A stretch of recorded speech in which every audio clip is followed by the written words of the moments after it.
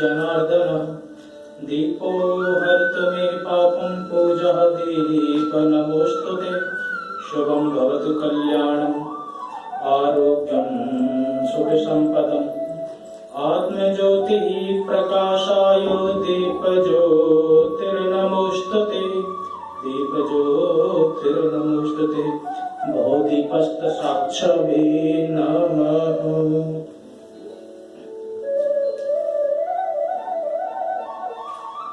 हरि ओम।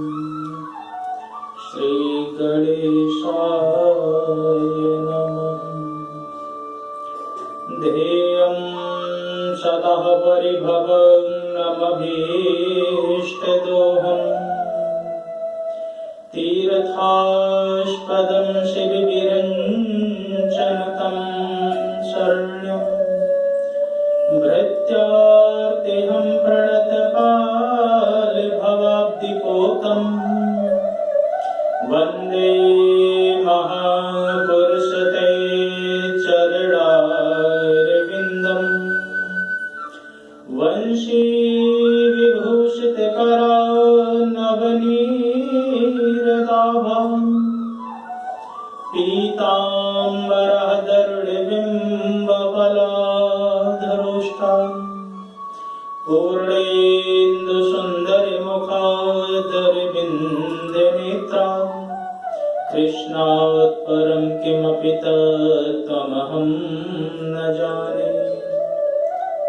नारायणं नमस्कृत्यं नरं चैव नरोत्तमं देवीं सरस्वतीं व्यासं ततो जयमुदीरयेत्। भक्ति भक्ति भगवन्ते गुरु चतुर्नाम बपुएका इनके पग बंधन किए सुनाशत विघ्न अनेक। ठाकुर हमें न भूलियो चाहे लाख लोग मिल जाएं, तुम परिस हम बहुत हैं तुम्हें छोड़ कहाँ जाएं। सब द्वार को छाड़ के आयो तेरे द्वार, हे यशोमति के लाडले जरा मेरी ओर निहार। आइए हनुमंत विराजिए कथा कहूँ मति ही अनुसार। प्रेम भरी गादी धर्म शुभिराजिए पवन कुमार, शुभिराजिए पवन कुमार। कृष्ण कन्हैया लाल की जय, बांके बिहारी लाल की जय। अम्बे मात की जय, जगदम्बे मात की जय। सभी देवी देवताओं की जय। जगदिया जोता वाली माता तुम्हारी सदा ही बोल सांचे दरबार की जय। जय जय श्री राधे, जय जय श्री राधे, जय जय श्री राधे श्याम। श्री लक्ष्मी नारायण जी के पाद पद्मों में प्रणाम करते हुए आज के इस पावन पर्व पर, जो कि कार्तिक मास की जो पूर्णिमा है, इसके उपलक्ष्य में आए हुए समस्त भगवत चरणानुरागी भक्त वृंद, मातृ वृंद एवं समस्त वैष्णव वृंद एवं भक्तमती माताएं बहनें, कार्तिक मास का एक तो महत्व ही बहुत है कि भगवान ने इस कार्तिक मास में अनेकानेक ऐसी लीलाएं की जिससे इस महीने का महत्व बढ़ गया। दिवाली का पावन पर्व भी इसी माह में आता है और अनेकानेक कार्य इस महीने से शुरू हो जाते हैं। जैसे ही देवोत्थानी एकादशी आती है तो सभी देवी देवता जागृत होकर के अपने अपने स्थान में पहुंच जाते हैं और अपना अपना कार्य शुरू कर देते हैं। तो इसलिए इस कार्तिक महीने की बहुत विशेषता है। इसी कार्तिक माह में तुलसी जी के विवाह के साथ सभी प्रकार के विवाहों का आयोजन भी शुरू हो जाता है। तो ऐसे कार्तिक मास की पूर्णिमा में हम सब भगवान लक्ष्मी नारायण के पाद पद्मों में प्रणाम करते हुए आज की सत्यनारायण कथा में हम सब प्रवेश करें। इस कथा के लिए जिन भक्त जनों ने या प्रत्येक पूर्णिमा की कथा के लिए जो भक्तजन अपना अपना तन मन धन से योगदान करते हैं, हम प्रार्थना करते हैं भगवान से कि उनके भी घर परिवार में सुख शांति समृद्धि रहे, सभी प्रकार से उनके मनोरथ पूर्ण होते रहें। ऐसी भगवान से प्रार्थना है और सदा सर्वदा वो भगवान के चरणों से जुड़े रहें। तो आइए भगवान विष्णु जी का ध्यान करते हुए हम कथा में प्रवेश करें। शांताकारं भुजगशयनं पद्मनाभं सुरेशं विश्वाधारं गगनसदृशं मेघवर्णं शुभांगं लक्ष्मीकान्तं कमलनयनं योगविद्यानिगम्यं वन्दे विष्णुं भवभयहरं सर्वलोकैकनाथं सर्वलोकैकनाथं। तो लक्ष्मी नारायण भगवान की जय। इस संसार में जितने भी कथाएं हैं, जितने भी अनुष्ठान हैं, जितने भी व्रत हैं, उन सबका सिर्फ और सिर्फ एक ही उद्देश्य है, एक ही संदेश है कि जीव अपने आप को जागृत करे, जीव अपने आप को पहचाने कि वो कौन है और वो अपने आप को पहचान करके परमात्मा से जुड़ने का प्रयास करे। और पहचानेगा कब जीव? जब वो जागृत होगा। जागृत कब होगा? जब वो जागृत होने का प्रयास करेगा। तुलसीदास जी रामचरितमानस में एक चौपाई लिखते हैं कि मोह निशा सब सोवई हारा, देखो स्वप्न अनेक प्रकारा। प्रत्येक व्यक्ति इस मोह की रात्रि में सोता हुआ है।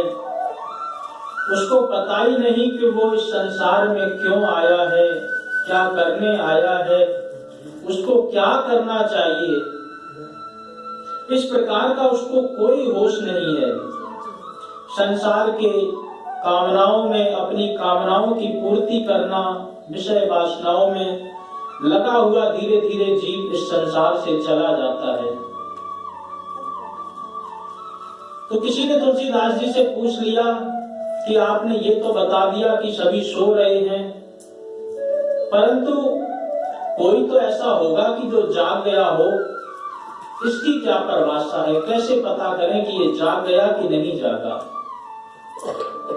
तुलसीदास जी कहते हैं, जाने जीव जब ही जग जागा, जब सब विषय विलास विरागा। जब उसके मन से कामनाएं, वासनाएं, इच्छाएं धीरे धीरे खत्म होने लगे तो समझ लेना चाहिए कि जीव जागृत हो गया है। और जागृत होकर के वो क्या करे? वो सत्य की खोज करे, और वो सत्य कोई दूसरा नहीं, परमात्मा का नाम ही है। भगवान शंकर जी अनेकानेक वर्षों तक समाधि लगा करके बैठे रहते हैं। जैसे समाधि खुलती है तो पार्वती माता जी पूछती कि आप इतने वर्षों से समाधि लगा करके क्या कर रहे थे? ऐसे कौन से तत्व की खोज कर रहे हैं? किसको जानना चाहते हैं?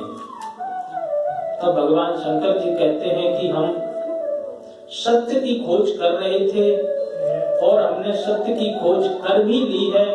वो सत्य और कोई नहीं बल्कि परमात्मा का ही नाम है। इसीलिए भगवान शंकर जी कहते हैं, उमा कयहूं मैं अनुभव अपना, सत्य हरि भजन जगत सब सपना। सारा संसार मिथ्या है, ब्रह्म सत्यम जगत मिथ्या, जीवो ब्रह्मैव न परा। केवल और केवल परमात्मा का नाम ही सच है। तो ऐसे ही सत्य का महात्मा रेवा खंड में मिलता हुआ है, जो कि श्री सत्यनारायण भगवान के नाम की कथा के नाम से जाना जाता है। उस श्री सत्यनारायण की कथा एकदम सत्य है और उन परमात्मा के अलावा कोई सत्य हो ही नहीं सकता। जब परमात्मा का इस धराधाम पर प्रादुर्भाव हुआ तो भगवान ने उन्हें सत्य सत्य करके ही पुकारा। सत्य व्रतम सत्य परम सत्यम, सत्यस्य योनिम निहतम च सत्ये, सत्यस्य सतमृत मृत सत्य नेत्रम, सत्यात्मकम तम शरणम प्रपन्ना। आप सदा सर्वदा सत्य हैं, तीनों काल में आप सत्य हैं, आपको असत्य छू भी नहीं सकता। ऐसे सत्य स्वरूप परमात्मा के चरणों में हम सब प्रणाम करें और श्री सत्यनारायण भगवान की जो कथा है उस कथा में हम प्रवेश करते हैं। एक समय की बात है, ये श्री सत्यनारायण भगवान की कथा का प्रथम अध्याय। एक समय की बात है कि नैमिषारण्य की पावन भूमि में शौनकादि 88,000 ऋषि बैठ करके सूत जी से प्रार्थना कर रहे थे। ये नैमिषारण्य का तीर्थ उत्तर प्रदेश के सीतापुर जिले के पास में है, जहां की मान्यता है कि उस स्थान पर तीर्थ स्थान पर जो भी स्नान कर लेता है उस चक्र तीर्थ में, जो 84 लाख योनियों का चक्कर है उससे भी वो मुक्त हो जाता है। इसकी भी कथा है क्यों वो तीर्थ इतना महत्व है, परंतु वो तीर्थ महत्वपूर्ण है इसकी पुष्टि गोस्वामी तुलसीदास जी रामचरितमानस में करते हैं। तीर्थ वर ने विश्व विख्याता, अति पुनीत साधक सिद्धि दाता। वो ऐसा तीर्थ है सहज ही साधकों को सिद्धि प्रदान कराने वाला, और जो भी उस तीर्थ में पुण्यात्मा स्नान करने जाता है उसके समस्त पाप ताप संताप नष्ट हो जाते हैं और भगवान की कृपा से वो ओतप्रोत हो जाता है। ऐसे ही नैमिषारण्य की पावन भूमि में श्री शौनकादि 88,000 ऋषियों ने श्री सूत जी महाराज से पूछा कि हे प्रभु, इस कलकाल कलयुग में वेद विद्या रहित मनुष्यों को भक्ति किस प्रकार से मिल सकती है, उनका उद्धार किस प्रकार से हो सकता है। ऐसा कोई श्रेष्ठ व्रत बताएं जिसको थोड़े ही करने से अधिक फल मिले, क्योंकि कलकाल कलयुग का जो जीव है वो मेहनत अधिक नहीं करना चाहता है, कम मेहनत में ज्यादा फल पाना चाहता है। तो आप कृपा करके कोई ऐसा व्रत हो, कोई ऐसा अनुष्ठान हो, आप बताने की कृपा करें, क्योंकि थोड़े प्रयास में अधिक फल पाने के लालच में जो जीव है वो धीरे धीरे अपनी दुर्गति करा रहा है। क्योंकि इस कलकाल कलयुग के प्रभाव से ना तो उसका भाग्य ही उज्जवल है और ना ही उसकी बुद्धि उज्जवल है। मंदा सुमंद मतयो मंद भाग्या विभद्रता। धीरे धीरे उसकी बुद्धि भी मंद होती जा रही है, साथ ही साथ में उसका भाग्य भी मंद हो गया। अगर किसी का भाग्य उज्जवल है और बुद्धि मंद है तो भाग्य के बल पर काम चल जाएगा। यदि किसी का भाग्य कमजोर है और बुद्धिमान है तो बुद्धि के बल पर वह अपनी जीवन की गाड़ी को आगे खींच ले जाएगा। परंतु भाग्य भी मंद हो, बुद्धि भी मंद हो, ऐसे जीव क्या करें?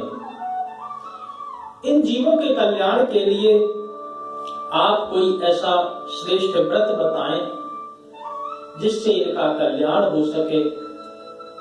तो भगवान श्री सूत जी महाराज कहते हैं कि मैं आज तुम्हें वही व्रत बताऊंगा जो श्री हरि नारायण जी ने एक बार नारद जी को बताया था। उसको ध्यान पूर्वक सुनिए। एक बार नारद जी समस्त प्राणियों के हित की इच्छा को लिए हुए श्री लक्ष्मी नारायण जी के पास में पहुंचे और पहुंच करके भगवान श्री हरि को प्रणाम किया और प्रणाम करते हुए बोले नारद जी कि हम समस्त तीर्थों में घूम करके आए हैं। मैंने मृत्यु लोक में भी अनेकानेक तीर्थ देखे। तीर्थों के बाद में जैसे ही मैंने जीवों को देखा तो वो जीव बहुत दुखी थे और अनेकानेक योनियों में विचरण कर रहे। उनके दुख को देख करके मुझसे रहा नहीं गया। मैं उनके कल्याण के लिए आपसे कोई उपाय जानने के लिए आया हूं, क्योंकि आप का न तो आदि है, न मध्य है, न अंत है। आपको वेद भी नेति नेति करके चुप हो जाते हैं। आप परम शक्तिमान हैं। मन वाणी तथा मन भी आपको नहीं पा सकता। इसलिए मैं आपके चरणों में बार बार नमस्कार कर रहा हूँ और उन प्राणियों की हित की इच्छा के लिए आपसे यही प्रार्थना है कि आप उनके कल्याण के लिए कोई न कोई सत्मार्ग प्रदान करें, कोई न कोई ऐसा व्रत बताएं, ऐसा अनुष्ठान बताएं जिससे जीवों का कल्याण हो सके।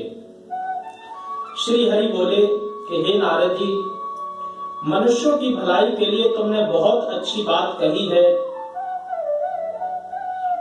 और अब मैं तुम्हें एक ऐसे व्रत का बखान बताता हूं जिसको श्रवण करने मात्र से मनुष्य मोह से छूट जाता है और मोह से छूट जाने के बाद में समस्त सुखों को भोगता है। अंत में उसको स्वर्ग लोक की भी प्राप्ति होती है।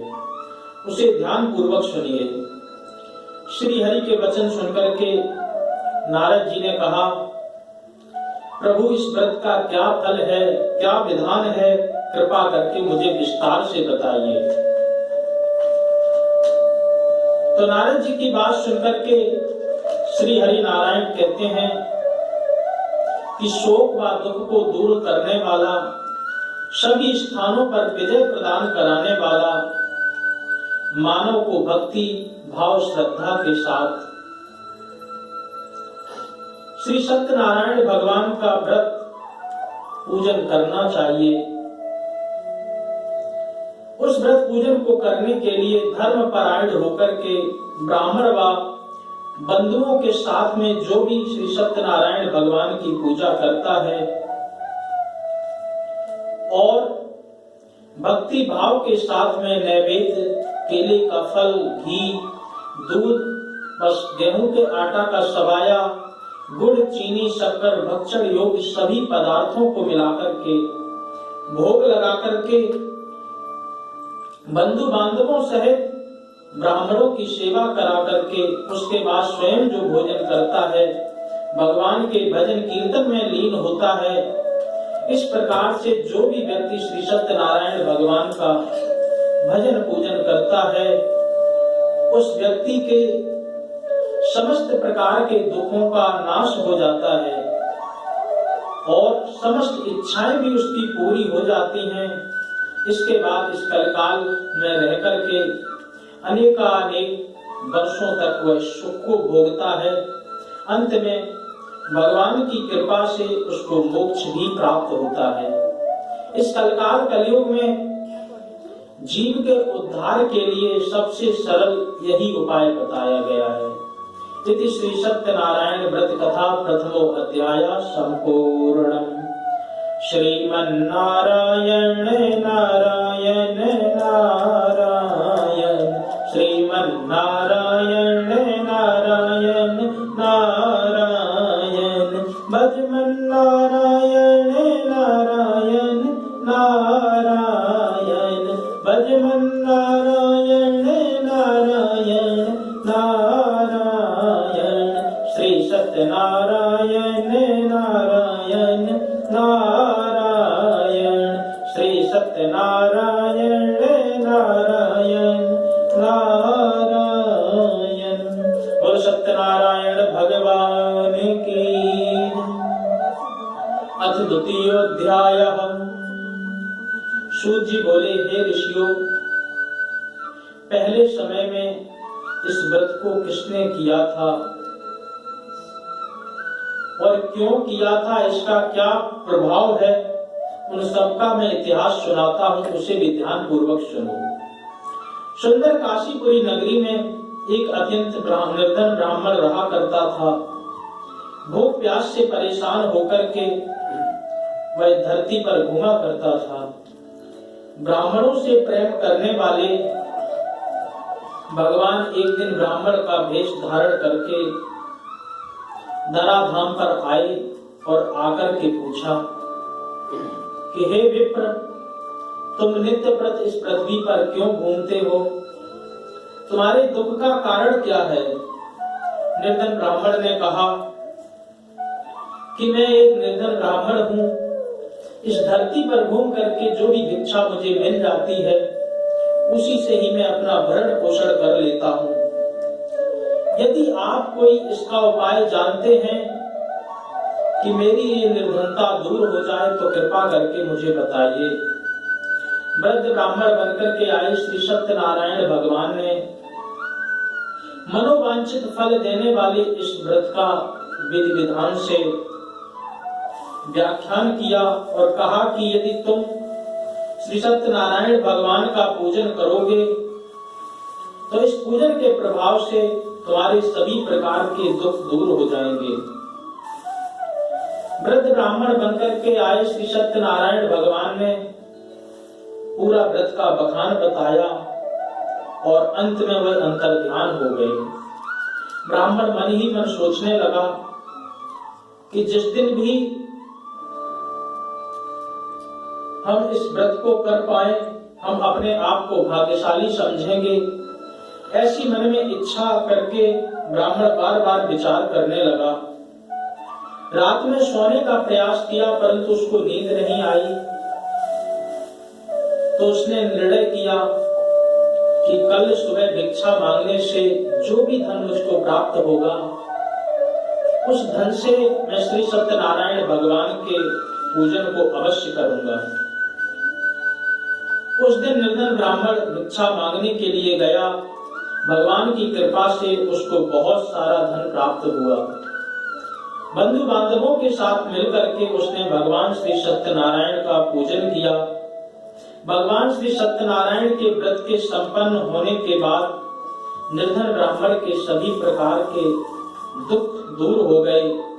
अनेक प्रकार की संपत्तियों से वह युक्त हो गया। उसी समय से वह ब्राह्मण हर माह इस व्रत को करने लगा।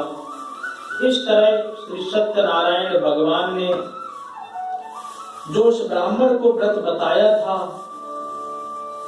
इस व्रत को इस कलकाल कलयुग में जो भी मनुष्य करेगा वह सभी प्रकार के पापों से मुक्त होकर के सभी प्रकार की सुख संपत्तियों को प्राप्त करके मोक्ष को प्राप्त होगा। श्री सूत जी महाराज बोले कि इस तरह नारद जी को बताया हुआ श्री नारायण जी के द्वारा श्री सत्यनारायण भगवान के जो व्रत का प्रभाव था वो मैंने तुम्हें बता दिया। हे विप्रो, अब मैं और क्या कहूं? ऋषि बोले, हे मुनिवर, इस संसार में उस विप्र से सुनकर के किस किसने इस व्रत को और किया, हम वह भी सुनना चाहते हैं। हमारे मन में आपके प्रति बहुत श्रद्धा भाव है, कृपा करके मुझे सुनाइए। सूत जी बोले, हे मुनियों, जिसने इस व्रत को किया है वह भी मैं तुम्हें सुनाता हूँ, ध्यान पूर्वक सुनो। एक समय वही विप्र धन और ऐश्वर्य के साथ अपने बंधु बांधवों को लेकर के व्रत करने को तैयार हुआ। उसी समय एक लकड़ी बेचने वाला बूढ़ा आदमी वहां पर आ गया। लकड़ियों को बाहर रख करके वह ब्राह्मण के घर के अंदर गया। प्यास से बहुत दुखी था लकड़हारा, परंतु उसने ब्राह्मण को व्रत करते हुए देखा तो वहीं दूर से नमस्कार किया। व्रत को पूर्ण होने के बाद में उसने पूछा कि हे विप्र, आप यह क्या कर रहे हो? इसको करने से क्या फल मिलता है? कृपा करके मुझे भी बताइए। ब्राह्मण ने कहा कि सभी प्रकार की मनोकामनाओं को पूरा करने वाला श्री सत्यनारायण भगवान का व्रत है, जिनकी कृपा से मेरे घर में धन धान्य की समृद्धि हुई है। विप्र से श्री सत्यनारायण भगवान के व्रत के बारे में जान करके लकड़हारा बहुत प्रसन्न हुआ। चरणामृत को लेकर के प्रसाद खाने के बाद वह अपने घर आया। लकड़हारे ने ही मन में संकल्प किया कि आज लकड़ी बेचने से जो भी मुझको धन प्राप्त होगा, उस धन से मैं श्री सत्यनारायण भगवान के उत्तम व्रत को अवश्य करूंगा। मन ही मन में विचार करके बूढ़ा आदमी लकड़ियों को बेचने के लिए निकल पड़ा। भगवान की कृपा से आज वह धनी लोगों के यहाँ पर पहुंच गया, तो उस धनी नगर में उसको लकड़ियों का दाम पहले से 4 गुना प्राप्त हुआ। बूढ़ा आदमी प्रसन्नता से केले, शक्कर, दूध, घी, दही, गेहूं का आटा, सबाया सभी को लेकर के अपने बंधु बांधवों को बुलाकर के श्री सत्यनारायण भगवान के व्रत को पूजन करने के लिए तैयार हुआ। पूरे श्रद्धा और भाव से उस लकड़हारे ने भगवान का पूजन किया। व्रत के प्रभाव से लकड़हारा धनवान, पुत्रवान, ऐश्वर्यवान हो गया। संसार के समस्त सुखों को उसने भोगा और समस्त सुखों को भोग करके अंत में वह वैकुंठ लोक को प्राप्त हुआ। इति श्री सत्यनारायण व्रत कथा 2 अध्यायः संपूर्णम्। श्रीमन्नारायण नारायण नारायण, श्रीमन्नारायण नारायण नारायण, भजमन्नारायण नारायण नारायण, भजमन्नारायण नारायण नारायण, श्री सत्यनारायण नारायण नारायण, श्री सत्यनारायण नारायण नारायण। बोलो सत्यनारायण भगवान की जय।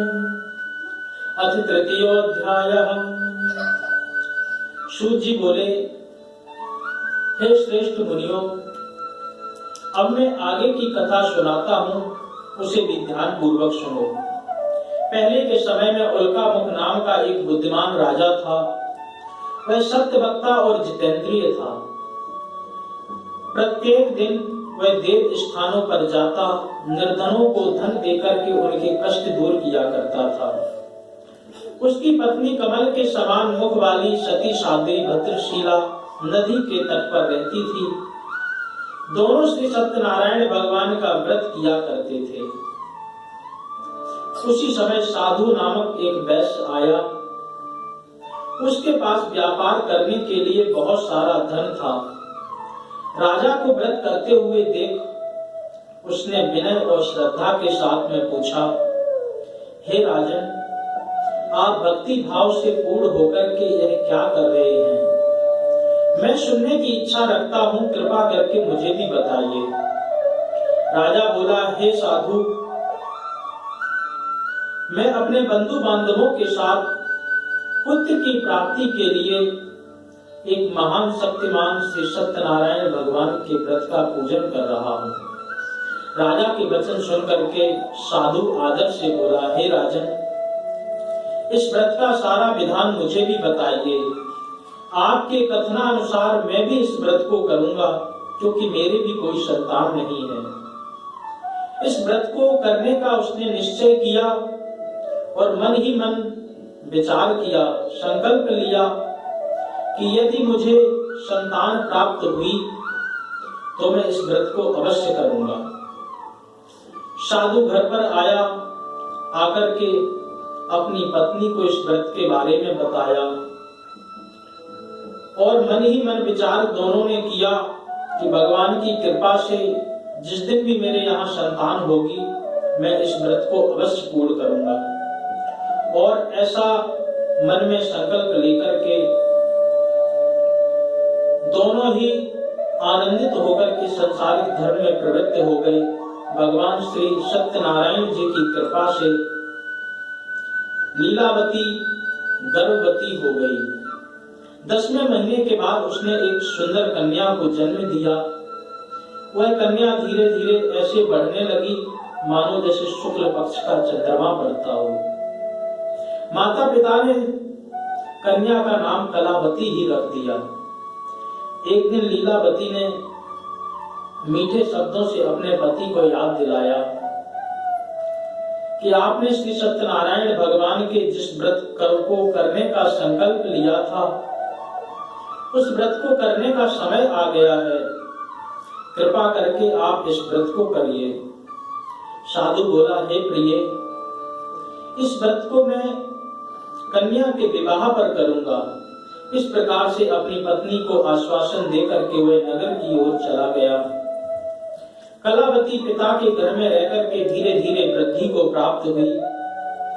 साधु ने एक बार नगर में अपनी कन्या को सखियों के साथ में खेलते हुए देखा तो उसने तुरंत अपने दूत को बुलाया और बुलाकर के कहा कि मेरी कन्या विवाह के योग्य हो गई है, जाओ इसके योग्य कोई वर ढूंढ करके ले आओ। साधु की बात सुनकर के दूत कंचन नगर गया।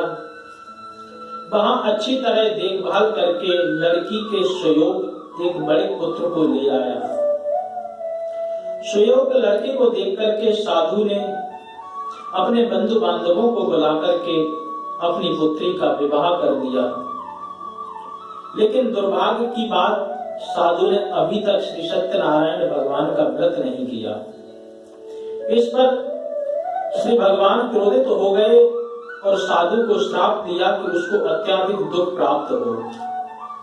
अपने कार्य में कुशल बनिया जमाई को लेकर के समुद्र के पास स्थित होकर रत्नापुर नगर में गया। वहां पर जाकर के दामाद और ससुर दोनों राजा चंद्रकेतु के यहाँ पर व्यापार करने लगे। एक दिन भगवान श्री सत्यनारायण जी की माया से राजा के यहाँ पर चोर चोरी करने के लिए गए और जैसे ही धन चुरा करके भाग रहे थे कि सिपाहियों ने देख लिया।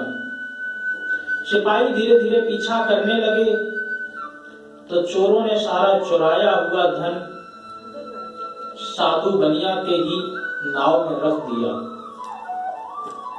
राजा के सिपाही आए, साधु बनिया के पास में धन पड़ा देख करके ससुर और जमाई दोनों को बंधक बना करके ले गए और राजा से कहा, हे राजन, हम चोरों को पकड़ करके ले आए हैं, कृपा करके आप आगे की कार्रवाई करने की आज्ञा दें। राजा क्रोध से वशीभूत होकर के आज्ञा देता है कि दोनों को कठिन कारावास में डाल दिया जाए और इनका सारा धन भी छीन लिया जाए। श्री सत्यनारायण भगवान के श्राप के कारण साधु की जो पत्नी थी वह भी बहुत ही दुखी थी, क्योंकि घर में जो भी धन रखा था उसको चोर चुरा करके ले गए। शारीरिक व मानसिक पीड़ा, भूख प्यास से अति दुखी, अन्न की चिंता में कलावती एक दिन ब्राह्मण के घर पर गई उसने श्री सत्यनारायण भगवान के व्रत को होते हुए देखा, उनकी कथा सुनी, प्रसाद को ग्रहण किया और रात में अपने घर वापस आई। माता कलावती ने पूछा, हे पुत्री, अभी तक तुम कहाँ थी? तुम्हारे मन में क्या चल रहा है? कलावती ने अपनी माता से कहा, हे माता, मैंने एक ब्राह्मण के घर में श्री सत्यनारायण भगवान के व्रत को होते हुए देखा और वहीं पर जाकर के मैं व्रत को श्रवण करने लगी। प्रसाद लेने के बाद में मैं यहाँ पर आई। कन्या के वचन सुनकर के लीलावती को तुरंत याद आया कि उसने भी संकल्प किया था भगवान के इस व्रत को करने का। तो लीलावती ने कन्या की बात सुनकर के श्री सत्यनारायण भगवान के व्रत को करने का निश्चय किया। बंधु बांधवों से श्री सत्यनारायण भगवान का पूजन करने के लिए तैयार हुई और पूजन करते करते उसने भगवान से वरदान मांगा कि हे प्रभु, मेरे पति और जमाई शीघ्र वापस आ जाएं। आप मुझ पर ऐसी कृपा करें और मुझसे एवं मेरे परिवार से जो भी अपराध हुआ हो उसे क्षमा करें। श्री सत्यनारायण भगवान इस व्रत से संतुष्ट हो गए। राजा चंद्रकेतु को स्वप्ने में दर्शन दिया। कहा, हे राजन, तुम उन दोनों वैश्यों को छोड़ दो, उनका सारा धन भी उन्हें वापस कर दो। अगर तुमने ऐसा नहीं किया तो मैं तुम्हारा राज, धन व संतान सभी को नष्ट कर दूंगा। राजा को यह सब कहकर के वो अंतर ध्यान हो गए। प्रातः काल राजा ने सभा बुलाई और अपने स्वप्न के बारे में बताया। तो मंत्रियों ने राजा को परामर्श दिया कि हे राजन, आपको उन दोनों वैश्यों को छोड़ देना चाहिए। राजा ने आदेश दिया कि दोनों बड़े पुत्रों को लेकर के आओ। दोनों बड़े पुत्र थर थर कांप रहे थे। उनको लग रहा था कि हमारा समय आ गया है। परंतु राजा ने मीठी वाणी में बोला, हे महान भावो, दुर्भाग्यवश तुम्हें बहुत कष्ट प्राप्त हुआ है, परंतु अब तुम्हें डरने की कोई भी चिंता नहीं है। तुम्हें किसी प्रकार के भय को करने की चिंता नहीं, तुम पूरी तरह मुक्त हो। ऐसा कहकर के राजा ने उन दोनों को नए नए वस्त्र आभूषण पहनाए और जितना उनसे धन लिया था उसको दुगना करके उन्हें वापस भी कर दिया। दोनों वैश्य अपने घर की ओर चल दिए। इति श्री सत्यनारायण व्रत कथा तृतीयो अध्याय संपूर्णम्। श्रीमन्नारायण नारायण नारायण, श्रीमन्नारायण नारायण नारायण, भजमन्नारायण नारायण नारायण, भजमन्नारायण नारायण नारायण, श्री सत्यनारायण नारायण नारायण, श्री सत्यनारायण नारायण नारायण। बोलो सत्यनारायण भगवान की। अथ चतुर्थो अध्याय। सूत जी बोले, वैश्यों ने मंगलाचार कर अपनी यात्रा आरंभ की और अपने नगर की ओर चल दिए। थोड़ी दूर जाने के बाद एक दंडी वेशधारी श्री सत्यनारायण भगवान ही थे। दंडी वेशधारी रूप धारण करके आए और उन्होंने पूछा कि हे साधु, तेरी नाव में क्या है? अभिमानी बड़े हंसता हुआ बोला, हे दंडी स्वामी, आप क्यों पूछते हैं? क्या आपको धन लेने की इच्छा है? मेरी नाव में तो केवल लता पता और बेलपत्र भरे हुए हैं। वैश्य के कठोर वचन सुनकर के भगवान ने कहा कि तुम्हारा वचन सत्य हो। ऐसा कहकर के वो दंडी स्वामी वहां से थोड़ी दूर चले गए। दंडी के जाने के बाद साधु वैश्य ने नित्य क्रिया के पश्चात अपनी नाव को धीरे धीरे ऊपर की ओर उठते हुए देखा तो बहुत अचंभा माना। जब पास में आकर के देखा तो नाव में सभी बेल पत्र भरे हुए थे। यह देख करके वह वहीं मूर्छित होकर के जमीन पर गिर गया। बहुत देर बाद उसको जब मूर्छा से जागृति आई तो आकर के विचार करने लगा कि ऐसा क्यों हुआ। तब उसका दामाद बोला कि आप शोक ना मनाएं, ये वही दंडी स्वामी का श्राप है जिनसे हम सबने झूठ बोला था। हमें उनकी शरण में जाना चाहिए और जाकर के उनसे क्षमा मांगे।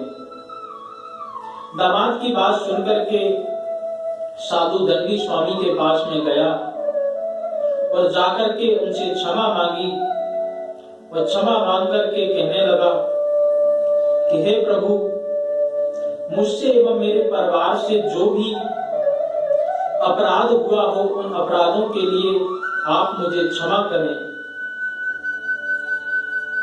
इस प्रकार से क्षमा जब मांगी तो दंडी स्वामी श्री सत्यनारायण भगवान के रूप में परिवर्तित हो गए और कहा, हे बड़े पुत्र, मेरी आज्ञा से तुम्हें बार बार दुख प्राप्त हुआ क्योंकि तुम मेरी भक्ति से विमुख हो गया था।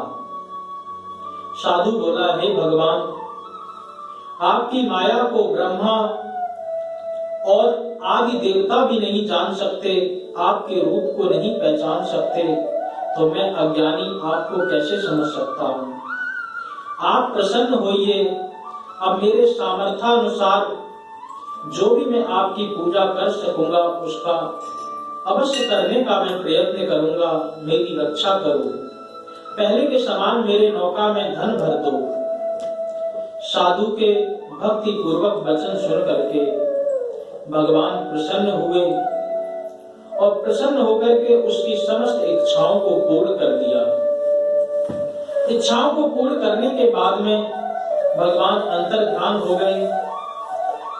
ससुर जमाई जब नाव पर आए तो आकर के उन्होंने देखा कि उनके नाव में पुनः जिस प्रकार से धन धान्य भरा हुआ था उसी प्रकार से धन धान्य दोबारा आ गया। उन्होंने अपने साथियों के साथ में भगवान श्री सत्यनारायण की पूजा की।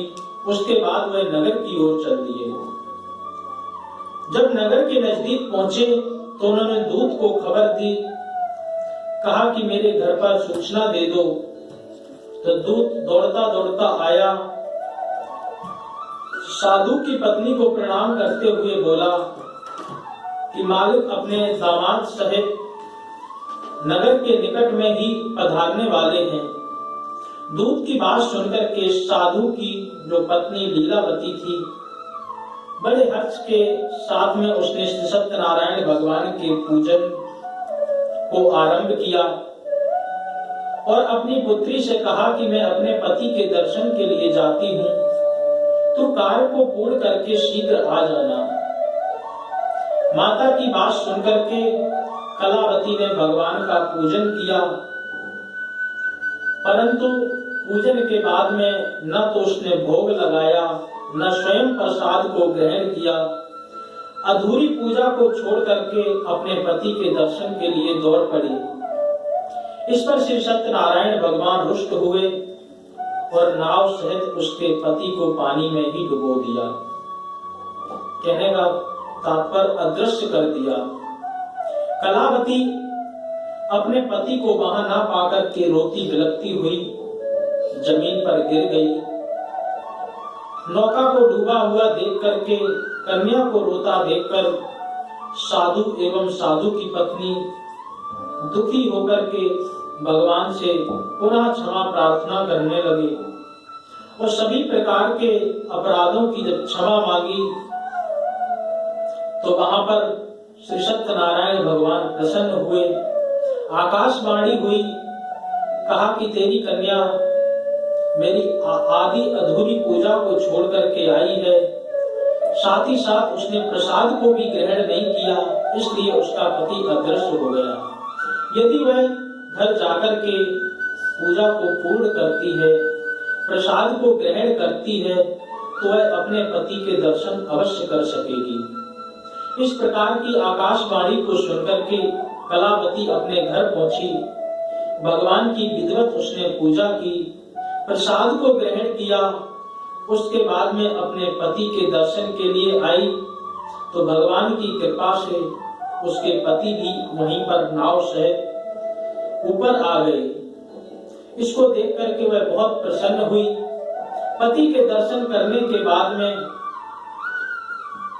उसके बाद साधु ने अपने बंधु बांधवों को बुलाकर के श्री सत्यनारायण भगवान का पूजन किया और उस दिन से वह साधु प्रत्येक पूर्णिमा पर भगवान श्री सत्यनारायण का विधिवत पूजन करते हुए अनंत काल तक सुख को प्राप्त किया और अंत में भगवान की कृपा से वह स्वर्ग लोक को भी प्राप्त हुआ।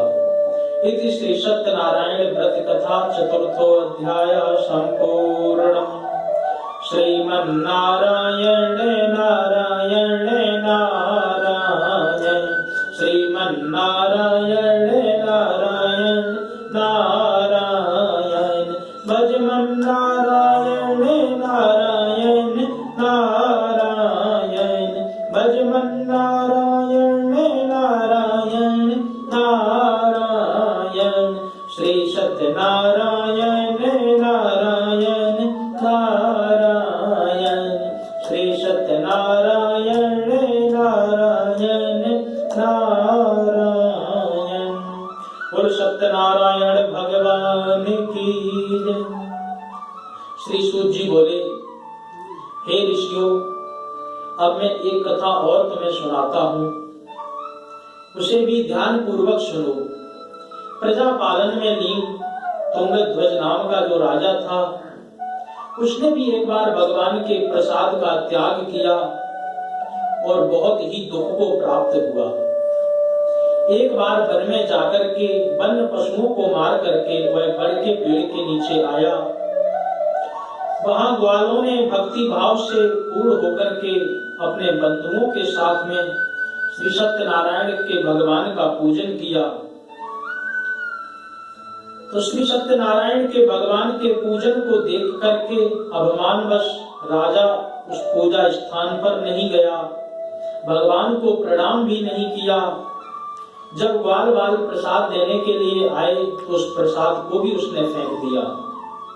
प्रसाद को फेंक करके वह अपने नगर की ओर चल दिया। परंतु जैसे ही वह नगर में पहुंचा तो उसने देखा कि उसका राज्य सारा तहस नहस हुआ पड़ा था। वह शीघ्र ही समझ गया कि यह सब भगवान की ही माया है। भगवान के कृपा को कोई नहीं समझ सकता है, उसी प्रकार से भगवान के कोप को भी कोई नहीं समझ सकता। इसलिए हमें उन्हीं की शरण में जाना चाहिए। राजा दोबारा वहां पर आया, उसने ग्वालों के साथ में भगवान श्री सत्यनारायण का विधिवत पूजन किया, प्रसाद को ग्रहण किया और अपने जैसे ही राज्य में गया तो उसका राज्य जैसे का वैसे ही पुनः प्राप्त हुआ। उसके बाद में उसने दीर्घ काल तक समस्त सुख भोगे और मरणोपरांत वह स्वर्ग लोक को प्राप्त हुआ। जो भी मनुष्य इस परम दुर्लभ व्रत को भगवान श्री सत्यनारायण की अनुकंपा से करेगा, वह धन धान्य की प्राप्ति के साथ साथ में सभी प्रकार की मनोकामनाओं को पूर्ण कर लेता है, निर्धन धनी हो जाता है। जो भय जिसको लगता है वह भयमुक्त होकर के अपना जीवन जीता, संतानहीन संतान को प्राप्त करता है। जिसकी जिस भी प्रकार की इच्छा होती है उस प्रकार की इच्छा को पूर्ण करने के लिए संकल्प लेकर के जो भी जिस प्रकार की इच्छा को प्राप्त करने हेतु संकल्प लेता है, भगवान श्री सत्यनारायण जी की कृपा से उसको उसी प्रकार का फल प्राप्त होता है। फल प्राप्त होने के पश्चात अनंत काल तक वह सुख को भोग करके अंत में वैकुंठ को प्राप्त हो जाता है। श्री सूत जी महाराज कहते हैं कि इस प्रकार से जो भी श्री सत्यनारायण भगवान की कथा करेगा वह व्यक्ति अपने जीवन में समस्त प्रकार की मनोकामनाओं को पूर्ण कर सकेगा। सूत जी बोले, जिन्होंने इस व्रत को पहले किया था, अब मैं उनके दूसरे जन्म की भी कथा सुनाता हूँ, ध्यान पूर्वक सुनो। वृद्ध शतानंद ब्राह्मण जो था वो सुदामा का जन्म लेकर के आया और अंत में उसने भी मोक्ष की प्राप्ति की। लकड़हारे ने अगले जन्म में निषाद बनकर के भगवान की सेवा करते हुए वह भी उनके परम धाम को प्राप्त हुआ। उल्कामुख नाम का जो राजा था वह राजा दशरथ जी के रूप में आकर के अंत में वैकुंठ लोक को प्राप्त हुए। साधु नाम का जो वैश्य था वह मोरध्वज बन करके अपने पुत्र को आरे से चीर करके भगवान की परीक्षा में उत्तीर्ण होकर के वह भी मोक्ष को प्राप्त हुआ। महाराज तुंगध्वज स्वयंभू होकर के भगवान की भक्ति में युक्त होकर के उन्होंने भी वैकुंठ को प्राप्त किया। इस प्रकार से श्री सत्यनारायण भगवान की कथा को पूर्व जन्म में जिन जिन लोगों ने किया था उनका वृतांत मैंने विधि पूर्वक तुम्हें सुना दिया। भगवान श्री सत्यनारायण जी की कथा को जो भी मनसा वाचा कर्मणा मन वाणी और कर्म से अपनाता है, जो भी व्यक्ति भगवान श्री सत्यनारायण जी की विधिवत भक्ति भाव से होकर के पूजा करता है, तो उसको किसी भी प्रकार के भय की आवश्यकता नहीं, किसी भी प्रकार के संकट से वह नहीं डरता, किसी भी प्रकार से उसको दुख परेशान नहीं कर पाता, सभी प्रकार से वह सुख प्राप्त करके भगवान की वैकुंठ को प्राप्त करता है। इति श्री सत्यनारायण व्रत कथा पंचमो अध्याय संपूर्णम्। श्रीमन्नारायण नारायण नारायण श्रीमन्नारायण नारायण नारायण भजमन्नारायण नारायण नारायण भजमन्नारायण नारायण नारायण श्री सत्यनारायण नारायण नारायण श्री सत्यनारायण नारायण नारायण। और सत्यनारायण भगवान की जय। श्री सत्यनारायण भगवान की कथा का मूल यही संदेश है कि जीव को जो कार्य करना है उस कार्य में विलंब नहीं करना चाहिए। भगवान के जो कार्य हैं उनको कल पर नहीं डालें, क्योंकि कबीरदास जी कहते हैं, काल करे सो आज कर,